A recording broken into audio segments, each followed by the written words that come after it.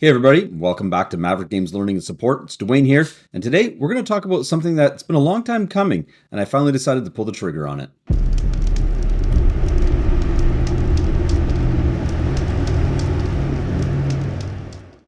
So we've arrived at a point in the world where playing Dungeons & Dragons is no longer as simple as just getting a bunch of friends around a table, rolling some dice, and eating some snacks.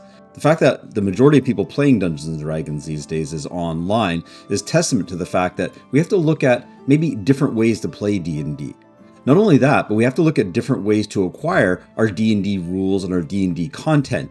Now, to say nothing of the fact that I have actually spread out my D&D collection over the course of many different websites, I do have a focus on trying to find that all-in-one solution, or a virtual solution, that's going to allow me to play D&D online with my players in the smoothest and best possible way. Now, that way isn't always just for the players. I mean, the player experience is top of mind for sure, but as a Dungeon Master, I need to make sure that whatever virtual toolset I'm using is also going to accommodate my needs. Now, there's a tremendous amount of platforms out there and everybody has their favorites, but what I'm going to talk about today is the one platform that's going to help me keep my games organized and my players engaged, and that platform is Roll20.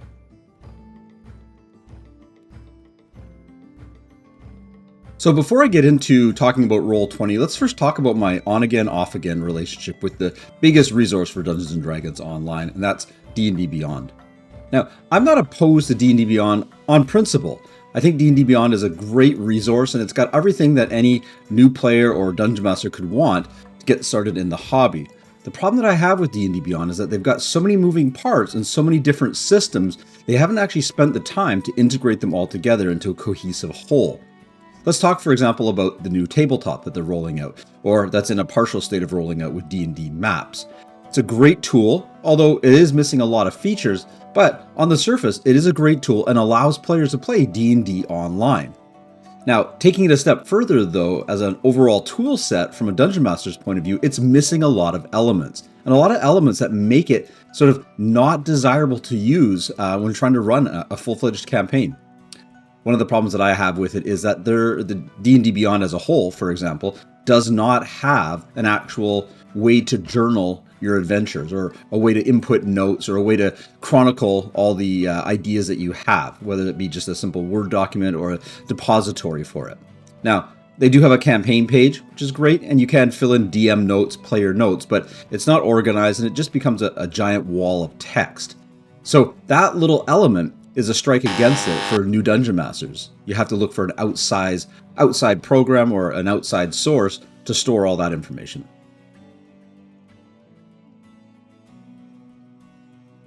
Taking a step further, we now look at the tabletop itself.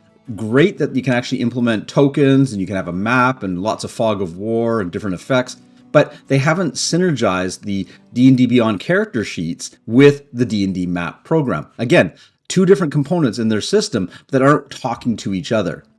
This ends up being a really big issue, not only just for players, but for Dungeon Masters as well. I need a tabletop that's going to basically take everything I need and put it into one sort of cohesive whole. Now, the one thing that I do like about D&D Beyond is that you know that you're getting the official books as far as the content of said books. So when you purchase a compendium from D&D Beyond, you're going to get the actual D&D Beyond rule set. Now, that is not to say that other sources of these digital rule books are different. They are the same, and by default, you're going to get the same book regardless of where you purchase it. However, for me, I'm a visual learner, and how I read said content is a really big deal for how I enjoy online reading versus just reading it in my book. So the D&D Beyond interface is really at the crux of this conversation, and how everything's laid out and how it's all organized. That is another reason why I'm shifting away from D&D Beyond. I need something that I can actually read comfortably online, as well as a resource online to get the information I need.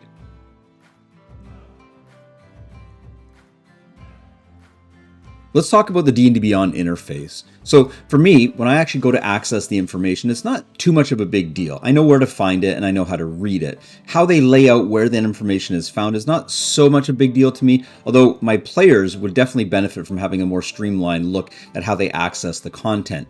Another thing is, during gameplay, I like to be able to actually access the content in a quick and easier way.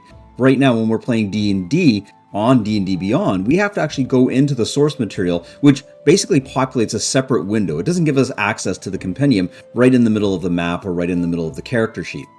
Now, on the other side of that, the D&D Beyond character sheets are just a glorified mess. This is spreadsheet D&Ding at its finest. So since I started with D&D Beyond, they haven't changed their character sheet layout. Essentially, they've taken all their rule books, or all the books that you actually have purchased through D&D Beyond, and they've embedded it under the hood of the D&D Beyond character sheet.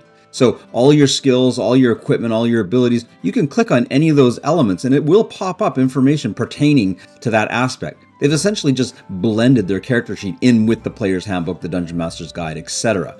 Now, from a pure information gathering point of view, totally fine.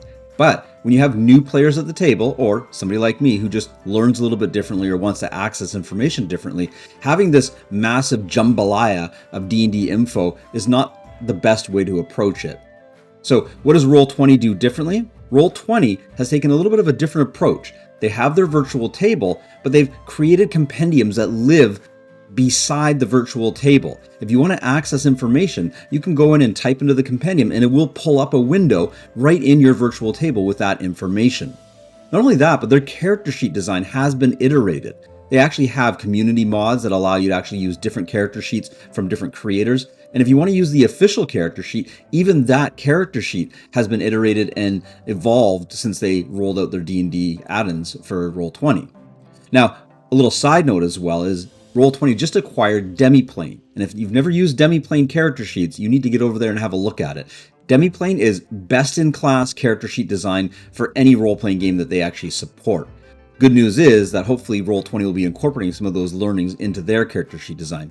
But even as is, Roll20 has gone and accommodated the 2024 reboot or relaunch of D&D in a much better way than even D&D Beyond has. They've improved their visual access to the game. They've improved their tabletop. In general, they're just improving. Everything's great with Roll20 now from a virtual table point of view. They're just now blending in access to the rules and the different game books that are coming out.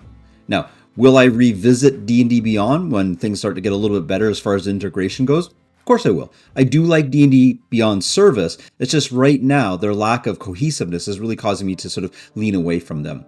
Till the next time we meet D&D Beyond, I hope you can get your stuff together. I hope you're all having fun playing Dungeons & Dragons out there, and we'll talk to you soon. Before you go, I need your help. I'm trying to grow the exposure of what we do here at Maverick Games. My goal is to actually bring information to parents and students for fun, academics, and even support of neurodivergency. Please subscribe, and make sure you click on those notifications. I don't do paid ads or sponsorships. And I hope that you can find content here that's enjoyable for yourself and maybe others. Thank you very much, and thanks for tuning in.